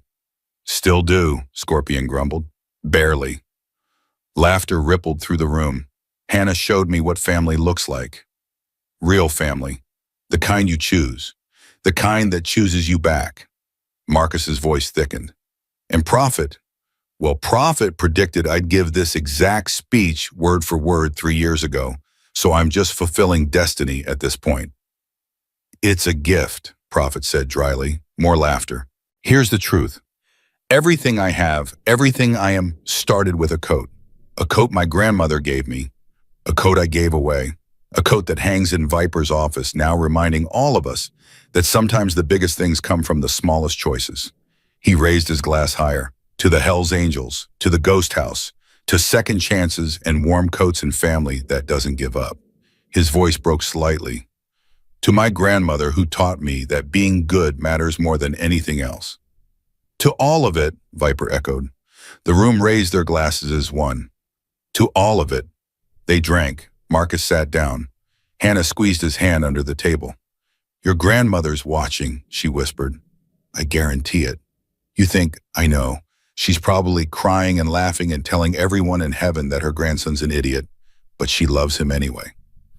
That sounds about right. Later that night, after the celebration died down and the clubhouse grew quiet, Marcus found himself back in Viper's office. The jacket hung in its display case. Cracked leather, mismatched patches, a zipper that still looked like it barely worked. The ugliest, most valuable thing in the room. Can't sleep. Viper entered 2 glasses of whiskey in hand. He offered one to Marcus. Just thinking. Dangerous habit. Viper sat in his chair, gestured for Marcus to take the one opposite. What about everything? Nothing. How fast 4 years goes by. Marcus sipped his whiskey. Do you ever think about that night, the storm? Every day. What do you think about? Viper was quiet for a moment. I think about how close I came to losing Hannah. I think about finding you in that snowbank more dead than alive. I think about what would have happened if you'd kept walking. If you'd decided saving yourself was more important than saving a stranger. She would have died. Probably. And I would have lost my daughter. And you would have lived maybe a few more months before the streets got you. Viper met his eyes. But that's not what happened. You made a choice, and that choice changed everything. I didn't know it would change anything. I just knew she was dying. That's what makes it matter. You didn't do it for a reward. You didn't do it because someone was watching. You did it because that's who you are. Viper leaned forward. Marcus, I've met a lot of people in my life. Criminals, cops, politicians, priests. Most of them are exactly what you'd expect. But every once in a while, you meet someone who's genuinely good. Not perfect, not naive, just good, down to their bones. I'm not. You are. I knew it the minute I saw that jacket wrapped around my daughter. Knew it when you tried to leave the hospital before you were healed because you didn't want to be a burden. Knew it when you saved Chad Morrison even though he deserved to die. Viper sat back. The club needed someone like you. Hell, I needed someone like you. Reminded me why we started this brotherhood in the first place. Why did you start it? Protection, family, a place where people who didn't fit anywhere else could belong. Viper smiled slightly. We lost our way sometimes. got caught up in territory, reputation, the business side of things. But you brought us back to basics. Reminded us that the patches don't mean anything if the people wearing them don't stand for something. Marcus stared at his glass. The whiskey glowed amber in the low light. I still think about leaving sometimes. Viper didn't react. Why? Because good things don't last. That's what I learned growing up. Every time something good happened, it got taken away. My mom, my grandmother, every foster home that started okay and ended terrible. Marcus's voice dropped. Part of me is always waiting for this to end, for you to decide I'm not worth it, for the family to fall apart. And what does the other part think? The other part says maybe this time is different. Maybe I finally found something real, something that lasts. Marcus looked up, but I don't know how to trust that. I don't know if I ever will. Viper was silent for a long moment. When I was your age, I was exactly the same. Different circumstances, but the same fear. The same waiting for the other shoe to drop. He finished his whiskey. You know what helped? What? Time. That's it. Just time. You wake up every morning and the people who love you are still there. You screw up and they don't abandon you. Years pass and the family stays together. Eventually you start to believe it. How long did it take you? 20 years, maybe more. Viper smiled. But it happened, and it'll happen for you too. You just have to let it. Marcus nodded slowly. One more thing, Viper said. Yeah. Stop waiting to lose this family. Viper's voice hardened with intensity. You're not going to lose us. We're not going to leave. Not because of mistakes.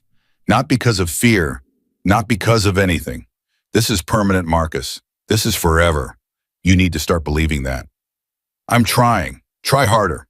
Viper stood, clapped him on the shoulder. Now go to bed. We've got a shelter to run tomorrow. Marcus finished his whiskey, looked one more time at the jacket in its case. His grandmother's voice echoed in his memory. Be good, baby. Whatever happens, you be good. He tried. 4 years of trying. And somewhere along the way, being good had given him everything he'd ever wanted. A home, a family, a purpose. It was enough. More than enough. Marcus turned off the light and went to bed. The next morning brought chaos. A winter storm had rolled in overnight, the worst in 5 years according to the news. Temperature dropping to -20, wind chills making it feel like -40. And 30 homeless kids were on their way to the ghost house shuttled from overfilled shelters across the city. Marcus hadn't slept more than 3 hours, but he didn't feel tired. Adrenaline had a way of fixing that. We've got beds ready, Hannah reported, phone pressed to her ear, coordinating with the shelter staff. Food's prepped. Medical volunteers are on standby. How many more coming? At least 12, maybe more if the other shelters run out of space. We'll make room. The kids arrived in waves, some scared, some defiant, some so numb they barely responded to anything. Marcus knew every expression, had worn every mask. He met them at the door personally, handed out blankets, introduced them to staff, showed them where the food was, where the beds were, where the bathrooms were. One girl, maybe 14, caught his attention. She stood apart from the others, arms wrapped around herself, eyes darting everywhere, like she expected an attack. He approached slowly, non-threatening. Remembered how much he'd hated being crowded when he was in survival mode. Hey, I'm Marcus. People call me Ghost. She didn't respond. You don't have to talk. You don't have to do anything. Just wanted you to know that you're safe here. Nobody's going to hurt you. Nobody's going to make you leave before you're ready. Still nothing, but something in her eyes shifted. A tiny crack in the wall. There's hot chocolate in the common room. Real stuff, not the powder kind. Mama Jean makes it from scratch. Marcus smiled slightly. It's the best thing you'll ever taste, trust me. He walked away without pressuring her further. 15 minutes later, she was sitting in the common room, cup of hot chocolate in her hands, watching the other kids with something like hope in her eyes. Hannah appeared beside Marcus, following his gaze. That's the one, the girl you were worried about. She reminds me of me, if you're 4 years ago. Well, then she's in the right place. I hope so. The day blurred into night. Kids fed, clothes settled. Staff working overtime.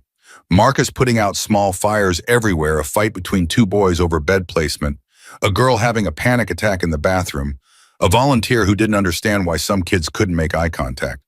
By midnight, the shelter was quiet, 53 kids sleeping in warm beds, the storm raging outside but unable to touch them. Marcus stood by the window watching the snow fall. "You should sleep." Viper's reflection appeared behind him. "Can't, too wired." "You did good today. Handled everything perfectly." "Felt like barely holding on." "That's what leadership feels like. You get used to it." Viper joined him at the window. "You know what I see when I look at this place? A building, a legacy, your legacy." Viper's voice was serious. "Long after I'm gone, long after the club changes, this place will still be here. Kids will still walk through those doors and find safety. Because you decided that mattered. Because you put everything you had into making it real. I couldn't have done it without the club." "No, but you're the reason the club did it at all. You showed us what was possible." Viper put a hand on his shoulder. "I've been president of the Hells Angels for 30 years, built empires, destroyed enemies, made more money than I could spend in 10 lifetimes. And the thing I'm most proud of, finding you in that snowbank, bringing you home, watching you become this." Marcus couldn't speak. The words clogged in his throat. "Your grandmother raised someone extraordinary." Viper squeezed his shoulder. "Don't ever forget that." He left Marcus alone with the window and the storm and the weight of everything he'd built. The next morning, the girl from yesterday found Marcus in the hallway. "My name's Jamie." Marcus stopped. "Hey, Jamie. You said yesterday that I'm safe here, that nobody's going to hurt me." "I meant it." "How do you know?" Her voice was small, scared, desperate to believe but terrified of being wrong. "Everyone says stuff like that. Nobody means it." Marcus knelt down to her level. "You're right. Most people don't mean it. They say what they think you want to hear, and then they do whatever they want anyway." Jamie's face crumpled. She'd been hoping he'd say something different. "But here's the thing about this place. You know who built it? Me. A kid who used to sleep in an abandoned laundromat, who got beat up by bullies, who almost died in a storm just like this one." Marcus held her gaze. "I know what it's like not to trust anyone. I know what it's like to be let down by every adult who promised to help. And I swore that if I ever had the chance, I'd build something different, something real." "This is that something." "How do I know you're telling the truth?" "You don't, not yet. You won't know until you've been here long enough to see for yourself." Marcus stood up. "But I'm asking you to give us a chance. Stay. Eat the food. Sleep in the bed. Talk to the counselors or don't. And in a week, in a month, in however long it takes, decide if we're what I say we are." Jamie stared at him for a long moment. "The hot chocolate really is good. Best in Detroit." A tiny smile cracked through her defenses, just for a second, but it was there. "Okay, I'll stay." "Good, that's all I'm asking." She walked away toward the common room. Marcus watched her go, remembering himself at that age, remembering how impossible trust had felt, remembering the first moment someone had shown him kindness without expecting anything back. This was why he'd built this place, not for glory, not for recognition, for the Jamies of the world, the invisible kids who deserve to be seen. Hannah found him an hour later sitting in his office staring at the photo of his grandmother on his desk. "You okay? Just thinking. About whether I'm doing enough, whether this place is making a difference, whether I'm the person my grandmother wanted me to be." Hannah sat on the edge of his desk. "You just helped 53 kids survive the worst storm in 5 years. You've given jobs to 20 former homeless youth. You've partnered with 6 other shelters across the state.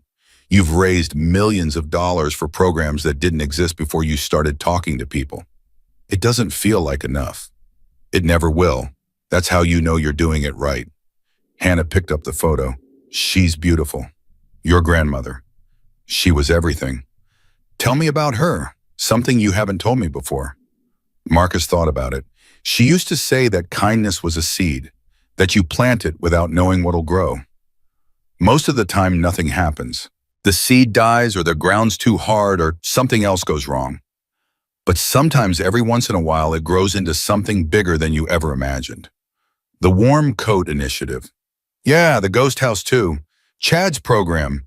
Jamie, the girl I talked to today. Marcus took the photo back, looked at it. All of it started with one coat. One moment where I decided to do the right thing even though it might kill me. Do you regret it, any of it? Not for a second. Even the bad parts. Even the pain. Because it all led here. Marcus set the photo down. I just wish she could see it. Just once, I wish she could know that her seeds grew. She knows. Hannah's voice was certain. Wherever she is, whatever comes after this life, she knows, and she's proud. You sound so sure. I am sure, because I believe in you. And because I believe that love doesn't end just because someone's gone. Hannah squeezed his hand. She's part of this place, Marcus. She's in every coat we give away, every kid we help, every time you choose kindness over safety. That's her legacy as much as yours. Marcus felt the tears coming. Didn't try to stop them. Thank you. For what? For being my family. For seeing me when I was invisible. For never giving up. That's what sisters do. Hannah hugged him. Now come on. Mama Jean made lunch, and if you're late, Scorpion's going to eat your portion. Marcus laughed through his tears. Some things never changed, and some things changed everything. That night, as the storm finally broke and the stars came out for the first time in 3 days, Marcus stood on the roof of the ghost house. The city spread out before him. Millions of lives, millions of stories, millions of invisible people who might be helped by a single moment of kindness. He pulled out the fabric patch Hannah had given him years ago, faded blue with tiny white flowers. The last piece of his grandmother's jacket that he kept for himself. I did it, Grandma. His breath fogged in the cold air. I was good. Whatever happened, I was good. The stars didn't answer, but they didn't need to. Somewhere below, 53 kids were sleeping warm for the first time in weeks. Somewhere across the city, Chad Morrison was helping someone rebuild their life. Somewhere in the clubhouse, Viper and Mama Jean were planning next year's coat drive. And somewhere in Marcus's heart, his grandmother was smiling. He'd started with nothing. Less than nothing. A broken kid in a broken world, invisible and forgotten. Now he had everything. Family, purpose, love that didn't end. All because he'd given away a coat. Marcus put the patch back in his pocket, turned toward the door and went inside. Tomorrow there would be more work, more kids to help, more seeds to plant. But tonight he was home, and that was enough. That was everything. The coldest nights show you who has the warmest heart. Marcus Webb. The boy called Ghost had proven that a single act of kindness could change the world. Not through power, not through wealth, through love, through sacrifice, through the simple, radical choice to be good when being good cost everything. His grandmother had taught him that, and he would spend the rest of his life passing it on. One coat at a time.